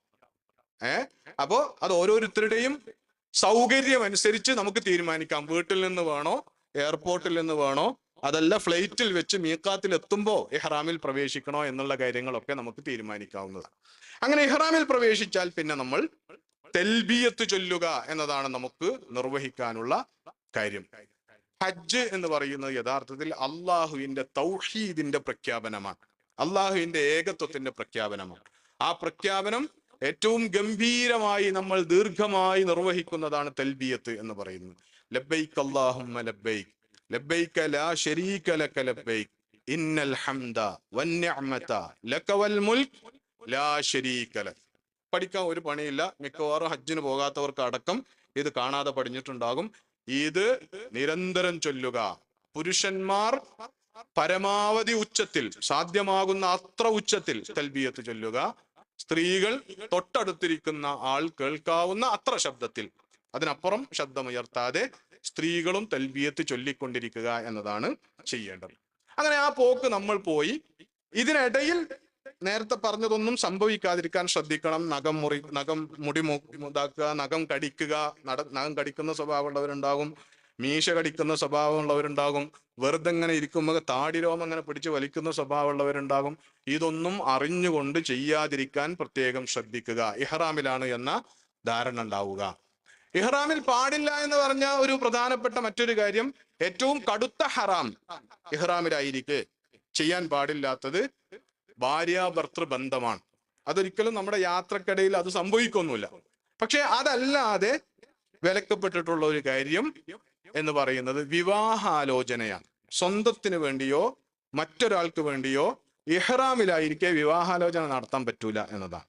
ചിലപ്പോൾ ഫ്ലൈറ്റിലൊക്കെ ഇങ്ങനെ കുറെ നേരമൊക്കെ തൽബിയത്ത് ചൊല്ലി ഇങ്ങനെ ബോറടിച്ചപ്പോ അടുത്തിരിക്കാവുന്ന ആളെങ്ങനെ പരിചയപ്പെട്ടു. അപ്പൊ എന്താ ചെയ്യണത്, എവിടെ എന്നൊക്കെ ചോദിച്ചിങ്ങനെ വന്നപ്പോ, അല്ല വീട്ടിൽ ആരൊക്കെ ഉണ്ട് എന്നൊക്കെ അന്വേഷിച്ചപ്പോഴാണ് മൂപ്പര് വീട്ടിലൊരു കല്യാണപ്രായ പെൺകുട്ടിയുണ്ട്, ഇയാൾക്ക് പെണ്ണ് കെട്ടാനുള്ള ഒരു ചെക്കനും ഉണ്ട്. അപ്പൊ ഇങ്ങനെ കണ്ടപ്പോ എനിക്കൊണ്ട് ഇപ്പൊ ഒരു മോൻ പെണ്ണ് കെട്ടാനായത്, എങ്ങനെ ഇപ്പൊ നിങ്ങൾക്ക് താല്പര്യം ഉണ്ടോ, നമ്മളൊക്കെ നാട്ടിൽ നിന്ന് കെട്ടിച്ചു വിടാൻ. ഇങ്ങനെ പോയിട്ട് കല്യാണാലോചനയിലേക്ക് പോകരുത്. അത് ഇഹ്റാമിൽ വിലക്കപ്പെട്ട കാര്യമാണ്. അത്തരം സംസാരങ്ങൾക്കൊന്നും, ഭൗതികമായ കാര്യങ്ങൾക്കൊന്നും സംസാരത്തിന് പഴുതു കൊടുക്കാതെ പരമാവധി നമ്മുടെ കർമ്മങ്ങളിൽ ഹജ്ജിൽ ഫോക്കസ് ചെയ്ത് തൽബിയത്തിലും അള്ളാന്റെ ദിക്റിലും മുഴുകാൻ ശ്രദ്ധിക്കുകയാണ് ചെയ്യേണ്ടത്. ഈ തൽബിയത്ത് ചൊല്ലൽ നമ്മൾ ഹറമിലെത്തി കഅബ കാണുന്നത് വരെ തൽബിയത്ത് ചൊല്ലുകയാണ്. ഇഹ്റാമിൽ പ്രവേശിച്ച ഉംറക്ക് വേണ്ടി തമത്തു ആയി ചെയ്യുന്നു എന്ന രൂപത്തിലാണ് ഞാനിത് പറയുന്നത്. കാരണം ഭൂരിഭാഗം ആളുകളും അങ്ങനെയാണ് ചെയ്യുക. അപ്പോ അതുവരെ നമ്മൾ എന്ത് ചെയ്യും, തൽബിയത്ത് ചൊല്ലും. അങ്ങനെ ആദ്യം നമ്മൾ മസ്ജിദുൽ ഹറാമിലേക്ക് പ്രവേശിക്കും. മസ്ജിദുൽ ഹറാമിലേക്ക് പ്രവേശിക്കുമ്പോഴുള്ള പ്രാർത്ഥന ചൊല്ലുക, വലതു കാലത്ത് വെച്ച് കയറുക, പ്രാർത്ഥന ചൊല്ലുക. ഡീറ്റെയിൽ ആയ പ്രാർത്ഥന പഠിച്ചിട്ടില്ലെങ്കിലും നമ്മൾ സാധാരണ പള്ളിയിൽ പ്രവേശിക്കുമ്പോഴുള്ള പ്രാർത്ഥന ചൊല്ലിയാലും മതി. ബിസ്മി ചൊല്ലി, റസൂലിന്റെ പേര് സ്വലാത്ത് ചൊല്ലി, അല്ലാഹുമ്മ ഇഫ്തഹ് ലി അബ്വാബ റഹ്മതിക് എന്ന് പ്രാർത്ഥിച്ചാൽ മതിയാകുന്നതാണ്. അതല്ല, ഹജ്ജ് ഉംറ ഗൈഡുകളിലൊക്കെ നിങ്ങൾക്ക് ആ ഡീറ്റെയിൽ ആയ പ്രാർത്ഥന കിട്ടും. അത് പഠിക്കാൻ പറ്റുമെങ്കിൽ അത് പഠിച്ച് പ്രാർത്ഥിക്കുന്നതാണ് ഏറ്റവും ശ്രേഷ്ഠം. മസ്ജിദുൽ ഹറാമിലേക്ക് നമ്മൾ അങ്ങനെ പ്രവേശിച്ചാൽ നേരെ മുന്നോട്ട് പോയാൽ നമ്മൾ പിന്നീട് കഅബ കാണും. കഅബ കാണുമ്പോൾ കഅബ കാണുന്ന സമയത്ത് അവിടെ കൈകൾ ഉയർത്തിയിട്ട് പ്രാർത്ഥിക്കുക. ആ പ്രാർത്ഥന ഒന്നാമത് കഅബയ്ക്ക് വേണ്ടിയാണ്, ആ കഅബയോട് ചേർത്ത് നമുക്ക് വേണ്ടിയുള്ള പ്രാർത്ഥനയാണ് നമ്മൾ നടത്തുന്നത് എന്ന ബോധമുണ്ടാവുക. ആ പ്രാർത്ഥന നമ്മൾ മാത്രമല്ല നടത്തുന്നത്, ഹജ്ജിന് വന്നിട്ടുള്ള 25 ലക്ഷത്തിലധികം വരുന്ന ഹാജിമാരും ആ പ്രാർത്ഥന നിർവഹിക്കുമ്പോൾ ആ പ്രാർത്ഥനയിൽ ഞാനുണ്ട് എന്ന സന്തോഷത്തിലും ആത്മവിശ്വാസത്തിലും നമ്മൾ ആ പ്രാർത്ഥന നിർവഹിക്കുക. ആ പ്രാർത്ഥന അല്ലാഹുമ്മ സിദ് ഹാദൽ ബൈത തശ്രീഫൻ വ തക്രീമൻ വ തഅലീമൻ വ മഹാബ. അല്ലാഹുവേ, ഈ ഭവനത്തിന് നീ ആദരവും ബഹുമാനവും ശ്രേഷ്ഠതയും പവിത്രതയും വർദ്ധിപ്പിച്ചു കൊടുക്കണേ എന്നാണ്. അതിനോട് ചേർത്ത് പറയുന്നത് വസിദ് മൻ ശറഫഹു വ കറമഹു. ഇതിനെ ആദരിക്കുകയും ബഹുമാനിക്കുകയും ചെയ്തവർക്കും നീ വർദ്ധിപ്പിച്ചു കൊടുക്കണമേ. മിമ്മൻ ഹജ്ജഹു അവ ഇഅ്തമറഹു. ഹജ്ജ് ചെയ്യാനോ ഉംറ ചെയ്യാനോ ഒക്കെ വന്നുകൊണ്ട് ഈ ഭവനത്തെ ആദരിക്കുകയും മഹത്വപ്പെടുത്തുകയും ചെയ്യുന്ന സകലർക്കും നീ അതുപോലെ തന്നെ തശ്രീഫൻ വ തക്രീമൻ വ തഅലീമൻ വ ബിർറ, അവർക്ക് നീ ആദരവും ബഹുമാനവും ശ്രേഷ്ഠതയും പുണ്യവും വർദ്ധിപ്പിച്ചു കൊടുക്കണമേ എന്ന പ്രാർത്ഥനയാണ്. അതിനോട് ചേർത്ത് അല്ലാഹുമ്മ അന്തസ്സലാം വമിൻകസ്സലാം ഹയ്യനാ റബ്ബനാ ബിസ്സലാം എന്നുകൂടി പ്രാർത്ഥിക്കാവുന്നതാണ്. പിന്നെ നമ്മൾ ഉംറയുടെ ഒന്നാമത്തെ റുക്കിനാണ് ഇഹ്റാം എന്ന് പറയുന്നത്. ഉംറയുടെ ഹജ്ജിന് 5 റുക്കുനുകളാണ് എന്ന് പറഞ്ഞു. നമ്മളിപ്പോൾ ആദ്യം ഉംറയാണ് നിർവഹിക്കുന്നത്. ഉംറയുടെ റുക്കുനുകൾ 4 എണ്ണമാണ്. ഇഹ്റാം, തവാഫ്, സഅയ്, മുടിയെടുക്കുക. അപ്പോ നമ്മൾ തവാഫ് ആരംഭിക്കുകയാണ്. തവാഫ് നമ്മൾ ഹജറുൽ അസ്വദിന്റെ അവിടെ നിന്നാണ് ആരംഭിക്കുക. ഹജറുൽ അസ്വദിന്റെ ഇപ്പുറത്ത് നിന്നാണ് നമ്മൾ തവാഫ് ആരംഭിക്കുന്നത് എന്ന് ഉറപ്പ് വരുത്തുക. എന്നിട്ട് ഹജറുൽ അസ്വദ് മുത്താനോ തൊടാനോ നമുക്ക് കിട്ടാൻ സാധ്യതയില്ല ആ തിരക്കുള്ള സമയത്ത്. അപ്പോൾ അതിന് മെനക്കെടാതെ തിക്കിത്തിരക്കാൻ നിൽക്കാതെ നമ്മൾ പരമാവധി കഅബയോട് അടുത്ത് നിൽക്കാൻ പറ്റുന്ന അത്ര അടുത്ത് നിന്നുകൊണ്ട് നമ്മുടെ തവാഫ് ആരംഭിക്കുക. അത് ഹജറുൽ അസ്വദിന്റെ നേരെ കൈകൾ ഉയർത്തി ബിസ്മില്ലാഹി അല്ലാഹു അക്ബർ എന്ന് പറഞ്ഞുകൊണ്ടാണ് തവാഫ് ആരംഭിക്കേണ്ടത്. ആ പറയുന്നത് ഇതൊക്കെ സുന്നത്തായ കാര്യങ്ങൾ, ദിക്റുകളാണ്. ഏറ്റവും ചുരുങ്ങി ബിസ്മില്ലാഹി അല്ലാഹു അക്ബർ എന്ന് പറയാൻ നമുക്ക് പറ്റുമല്ലോ, അതെല്ലാവരും പറയുക. അതിനോട് ചേർത്ത് വേണമെങ്കിൽ അല്ലെങ്കിൽ നമ്മൾ പഠിച്ച് ഇതുകൂടി പ്രാർത്ഥിക്കുക. അല്ലാഹുമ്മ ഈമാനം ബിക, അല്ലാഹുവേ നിന്നിലുള്ള വിശ്വാസം കൊണ്ടാണ് ഞാൻ ഈ വന്നു ചേർന്നിരിക്കുന്നത്. വതസ്ദീഖൻ ബികിതാബിക, നിന്റെ വേദഗ്രന്ഥത്തിൽ നീ നൽകിയ വിളംബരത്തെ സത്യപ്പെടുത്തിക്കൊണ്ട് ആ വിളിക്കുത്തരം ചെയ്തുകൊണ്ടാണ് ഞാൻ ഈ കടന്നു വന്നിരിക്കുന്നത്. വവഫാഅൻ ബിഅഹദിക, നിന്നോടുള്ള കരാർ പൂർത്തീകരിക്കുന്നതിന്റെ ഭാഗമായാണ് നാഥ ഞാൻ ഈ വന്നു ചേർന്നിരിക്കുന്നത്. വത്തിബാഅൻ ലിസുന്നത്തി നബിയിക മുഹമ്മദിൻ സല്ലല്ലാഹു അലൈഹി വസല്ലം, നിന്റെ പ്രവാചകൻ മുഹമ്മദ് നബി സല്ലല്ലാഹു അലൈഹി വസല്ലമയുടെ പാത പിൻപറ്റിക്കൊണ്ടാണ് ഞാൻ ഈ കടന്നു വന്നിരിക്കുന്നത് എന്ന് പ്രഖ്യാപിച്ചുകൊണ്ടാണ് നമ്മൾ എന്ത് ചെയ്യുക, നമ്മുടെ തവാഫ് ആരംഭിക്കുക. അതിങ്ങനെ തുടങ്ങി ഇങ്ങനെ മുന്നോട്ട് പോയാൽ ഈ ഭാഗത്ത് മഖാമു ഇബ്രാഹിം കാണും. മഖാമു ഇബ്രാഹിം അള്ളാഹുവിന്റെ ഒരു ചിഹ്നം എന്നതല്ലാതെ അവിടെ ബർക്കത്തെടുക്കുകയോ പുണ്യം നേടുകയോ ചെയ്യേണ്ടുന്ന ഒരു കാര്യവും ഇല്ല.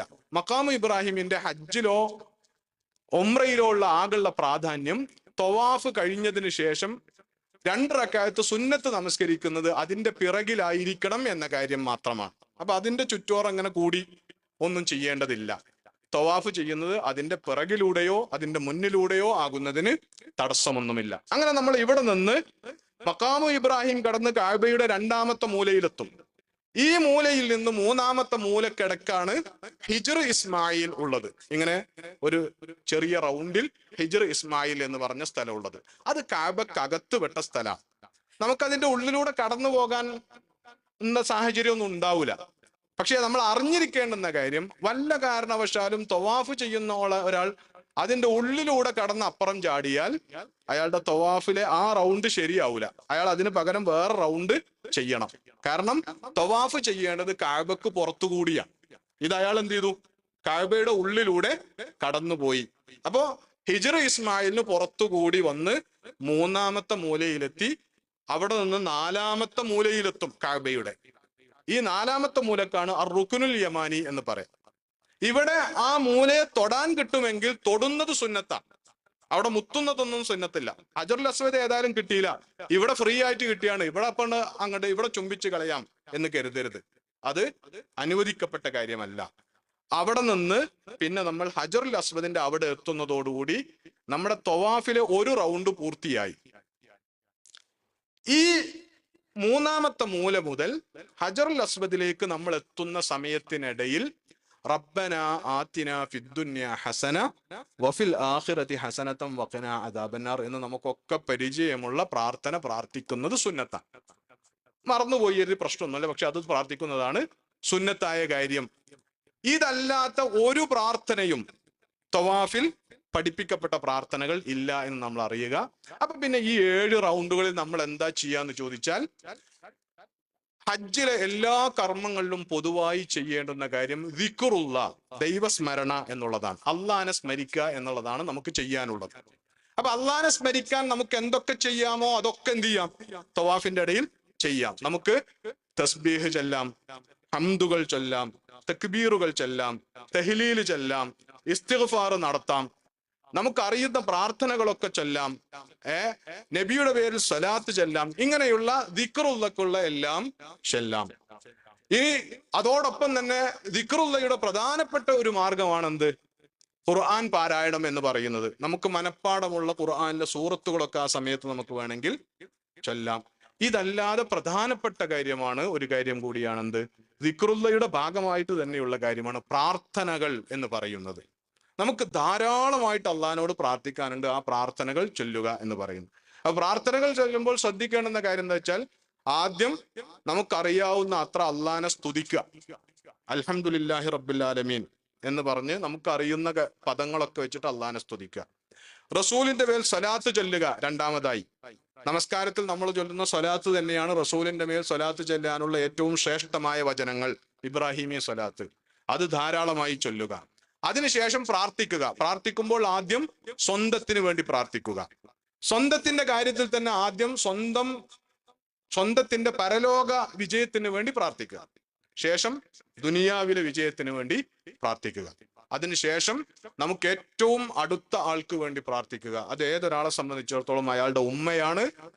സ്വന്തത്തിന് വേണ്ടിയുള്ള പ്രാർത്ഥന കഴിഞ്ഞാൽ ഉമ്മാക്ക് വേണ്ടി പ്രാർത്ഥിക്കുക, പിന്നെ ഉപ്പാക്ക് വേണ്ടി പ്രാർത്ഥിക്കുക, ഭാര്യയ്ക്ക് വേണ്ടി, ഭർത്താവിന് വേണ്ടി, മക്കൾക്ക് വേണ്ടി, അടുത്ത കുടുംബ ബന്ധുക്കൾക്ക് വേണ്ടി, അയൽപ്പക്കക്കാർക്ക് വേണ്ടി, സുഹൃത്തുക്കൾക്ക് വേണ്ടി, സഹപ്രവർത്തകർക്ക് വേണ്ടി, നാട്ടിൽ നിന്ന് ദുആ കൊണ്ട് വസിയ്യത്ത് ചെയ്തവരും അല്ലാത്തവർക്കും വേണ്ടി, മുസ്ലിം ഉമ്മത്തിന് വേണ്ടി, ലോകത്ത് മുഴുവൻ അള്ളാഹുവിന്റെ ദീനിന്റെ ഇസ്സത്ത് കൊണ്ട് സമാധാനവും സന്തോഷവും കൈവരാനുള്ള പ്രാർത്ഥന.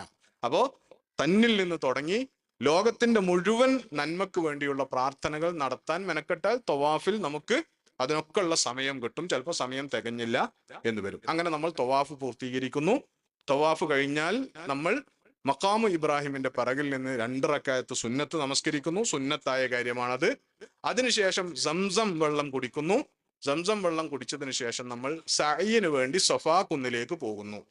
ഇന്ന സഫാ വൽ മർവത മിൻ ശആഇരില്ല എന്ന ഖുർആനിലെ വചനത്തിന്റെ ആദ്യ ഭാഗമെങ്കിലും പാരായണം ചെയ്ത് അങ്ങോട്ട് പ്രവേശിക്കുന്നതാണ് നല്ലത്. എന്നിട്ട് സഫാ കുന്നിന്റെ മുകളിൽ കയറൽ സുന്നത്തുള്ള കാര്യമാണ്. ഓക്കെ, അവസാനിപ്പിക്കും. സഫാ കുന്നിന്റെ മുകളിൽ കയറുന്നത് സുന്നത്താണ്. അവിടെ കയറിയിട്ട് കഅബക്ക് അഭിമുഖമായി നിന്ന് നിശ്ചയിക്കപ്പെട്ട പ്രാർത്ഥനകളോ അതല്ലാത്ത പ്രാർത്ഥനകളോ ചൊല്ലുകയാണ് വേണ്ടത്. അവിടെ നിന്ന് നമ്മൾ സഅയ് മർവയിലേക്ക് നടത്തും. മർവയിൽ നിന്ന് നമ്മൾ വീണ്ടും സഫയിലേക്ക്. അങ്ങനെ സഫയിൽ നിന്നും തുടങ്ങി മർവയിലെത്തുന്നത് 1, മർവയിൽ നിന്ന് തിരിച്ച് സഫയിലേക്കുള്ളത് 2. അങ്ങനെ സഫയിൽ തുടങ്ങി 7ാമത്തേത് മർവയിൽ അവസാനിക്കുന്നതോടുകൂടി സഅയ് നമ്മുടേത് അവസാനിക്കും. അങ്ങനെ സഅയ് അവസാനിച്ച് മുടിയെടുത്ത് നമ്മൾ ഇഹ്റാമിൽ നിന്ന് ഒഴിവായി നമ്മുടെ ഉംറ കർമ്മം കഴിയും. അങ്ങനെ കഴിഞ്ഞു കഴിഞ്ഞാൽ പിന്നെ നമ്മൾ സാധാരണക്കാരനാണ്. നമ്മൾ ഉംറയുടെ കർമ്മങ്ങൾ പൂർത്തീകരിച്ച് മക്കയിലെ താമസക്കാരനാണ്. പിന്നെയുള്ള ദിവസങ്ങൾ നമ്മൾ മക്കയിൽ പരമാവധി ഹറമിൽ ചെലവഴിക്കുകയാണ് ചെയ്യുക. പിന്നെ ഹജ്ജിന്റെ കർമ്മങ്ങൾക്ക് വേണ്ടി ദുൽഹജ്ജ് 8ന്റെ അന്ന് നമ്മൾ മക്കയിൽ താമസിക്കുന്ന സ്ഥലത്ത് വെച്ച് ഹജ്ജിന് ഇഹ്റാം ചെയ്ത് നേരത്തെ പറഞ്ഞ മുന്നൊരുക്കങ്ങളൊക്കെ നടത്തി ഹജ്ജിന് വേണ്ടി ഇഹ്റാമിൽ പ്രവേശിച്ച് നമ്മൾ മിനയിലേക്ക് പോകും. മിനയിൽ അന്നത്തെ ദിവസം നമ്മൾ നമസ്കാരങ്ങളൊക്കെ ഖസ്റായി അതിന്റെ സമയത്ത് തന്നെ നിർവഹിക്കും. അവിടെ നിന്ന് ദുൽഹജ്ജ് 9ന്റെ അന്ന് രാവിലെ അറഫ ദിനമാണ്. അറഫയിലേക്ക് പുറപ്പെടും. അറഫയിൽ നിൽക്കേണ്ടുന്ന സമയം ളുഹറിന്റെ സമയം മുതലാണ് ആരംഭിക്കുക. അപ്പോ അതിനു മുമ്പോ അതിനു ശേഷമോ ഒക്കെ അവിടെ എത്താം. സുന്നത്തായ കാര്യം എത്തിയാലും ളുഹർ ആയതിനു ശേഷം അങ്ങോട്ട് പ്രവേശിക്കലാണ്. പക്ഷെ നമ്മുടെ യാത്രയുടെ ഒരു ഒരുക്കത്തിന്റെ ഒക്കെ ഭാഗമായിട്ട് അതിന്റെ മുന്നേ തന്നെ അവിടെ എത്തി എന്ന് കരുതി കുഴപ്പമൊന്നുമില്ല. അറഫയിൽ നിൽക്കുക. അറഫയിൽ നിൽക്കുക എന്നുള്ളത് കൊണ്ട് ഉദ്ദേശിക്കുന്നത് അറഫയിൽ ഇങ്ങനെ നിൽക്കാനല്ല, അതാ പ്രയോഗം മാത്രമാണ്. അറഫയിൽ നമുക്ക് നിൽക്കാം, ഇരിക്കാം, കിടക്കാം, പിന്നെ എന്ത് ചെയ്യാം, അങ്ങനെയൊക്കെ ചെയ്യാം. പക്ഷെ നമ്മൾ അള്ളാന്റെ സ്മരണയിൽ മുഴുകുകയാണ് ചെയ്യേണ്ടത്. ദുആകളിലും പ്രാർത്ഥനകളിലും ദിക്റുകളിലും മുഴുകുകയാണ് ചെയ്യേണ്ടത്. അറഫയിൽ നിർവഹിക്കേണ്ടുന്ന ദിക്റുകളിൽ ഏറ്റവും പ്രധാനപ്പെട്ടതായി റസൂൽ സല്ലല്ലാഹു അലൈഹി വസല്ലം പഠിപ്പിച്ചിട്ടുള്ളത് ലാ ഇലാഹ ഇല്ലല്ലാഹു വഹ്ദഹു ലാ ശരീക ലഹു ലഹുൽ മുൽക്കു വലഹുൽ ഹംദു യുഹ്യി വയുമീത് വഹുവ അലാ കുല്ലി ഷൈഇൻ ഖദീർ എന്ന് ധാരാളമായി ചൊല്ലുന്നത്. ഇത് ഞാനും സകല നബിമാരും പ്രാർത്ഥിച്ച പ്രാർത്ഥനയാണ് എന്നാണ് റസൂൽ സല്ലല്ലാഹു അലൈഹി വസല്ലം അതിനെപ്പറ്റി പറഞ്ഞിട്ടുള്ളത്. അറഫയിൽ എത്തിയ ആൾ, എപ്പോ എത്തിയ ആളും അറഫയിൽ നിന്ന് മഗ്രിബിന് ശേഷം അല്ലെങ്കിൽ സൂര്യാസ്തമയത്തിന് ശേഷം മാത്രമേ മടങ്ങാൻ പറ്റുകയുള്ളൂ. അതിനിടയ്ക്ക് അറഫയിൽ വെച്ചാണ് നമ്മൾ ളുഹറും അസറും നിർവഹിക്കുക. അവിടെ ളുഹറും അസറും ജമ്മും ഖസറുമായിട്ടാണ് നിർവഹിക്കുക. ളുഹറിന്റെ സമയത്ത് 2 റക്അത്ത് ളുഹറും 2 റക്അത്ത് അസറും നിർവഹിക്കും. ബാക്കിയുള്ള സമയമൊക്കെ നമ്മൾ ദിക്റുകളിലും പ്രാർത്ഥനകളിലുമായിരിക്കും. മഗ്രിബിന് ശേഷം മുതൽ നമ്മൾ അറഫ വിടും.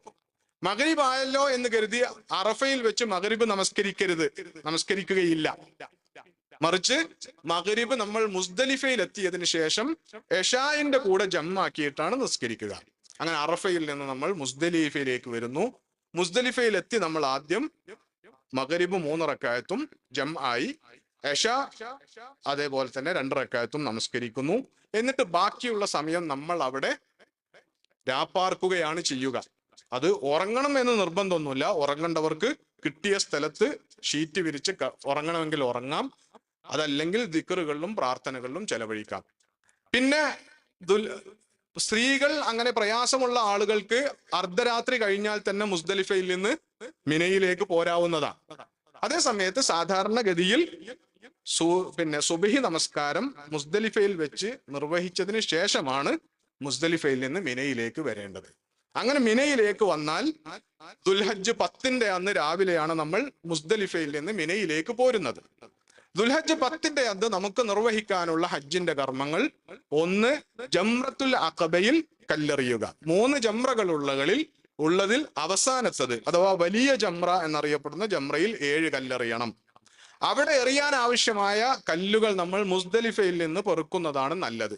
ഇനി ഒരാൾ മറന്നു എന്നതുകൊണ്ട് പ്രശ്നമല്ല, തിരിച്ചു വന്ന് പെറുക്കേണ്ടതില്ല. മറന്നുപോയാൽ മിനയിൽ നിന്ന് എവിടെ നിന്നെങ്കിലും 7 കല്ലുകൾ പെറുക്കിയാൽ മതി. അത് ജംറയിൽ കൊണ്ടുപോയി എറിയുക. പിന്നെ ബലികർമ്മം ഞാൻ നേരത്തെ പറഞ്ഞു, അത് നിർവഹിക്കപ്പെട്ടു പോകും. പിന്നെ ത്വവാഫും സഅയും നമുക്ക് നിർവഹിക്കാനുണ്ട്, മുടി മുണ്ടനം ചെയ്യാനുമുണ്ട്. ഇത് ഒരാൾക്ക് എന്ത് ചെയ്യാം? നേരെ മുസ്ദലിഫയിൽ നിന്ന് മിനയിലെത്തിയാൽ നേരെ ജംറയിൽ പോയി കല്ലെറിയുകയും അതിനുശേഷം മുടി മുണ്ടനം ചെയ്ത് ഇഹ്റാമിൽ നിന്ന് ഒഴിവാകുകയും ചെയ്യാം. അങ്ങനെ അയാൾക്ക് സാധാരണ വസ്ത്രത്തിലേക്കൊക്കെ മാറിയിട്ട് അങ്ങനെ തവാഫിനും സഅയിനും പോകാൻ അനുവാദമുണ്ട്. ഇനി ഒരാൾ എന്ത് കരുതി? എല്ലാവരും ആദ്യം പോയി ജംറയിൽ കല്ലെറിയുകയാണ് ചെയ്യുന്നത്. അപ്പൊ അവിടെ ഭയങ്കര തിരക്കാണ്. അപ്പൊ ഈ സമയം ഹറമിൽ തിരക്ക് കുറവായിരിക്കും, അതുകൊണ്ട് ഞാൻ ആദ്യം പോയി തവാഫും സഅയും ചെയ്യുകയാണ് എന്ന് തീരുമാനിച്ച ഒരാൾ അങ്ങനെ പോയാൽ അങ്ങനെ ചെയ്യാം. അയാൾ പോകുന്നു, ഇഹ്റാമിന്റെ ഡ്രസ്സിൽ തന്നെ പോകുന്നു, തവാഫും സഅയും ചെയ്യുന്നു. അത് കഴിഞ്ഞ് തലമുണ്ടനം ചെയ്ത് അയാൾക്ക് ഇഹ്റാമിൽ നിന്ന് ഒഴിവാകാം. പിന്നെ അയാൾ സാധാരണ വസ്ത്രത്തിലൊക്കെ ആയി മിനയിൽ നിന്ന് ആശ്വാസത്തിൽ വന്ന് ജംറയിൽ വന്നിട്ട് അയാൾക്ക് എന്ത് ചെയ്യാം? കല്ലെറിഞ്ഞാൽ മതിയാകുന്നതാണ്.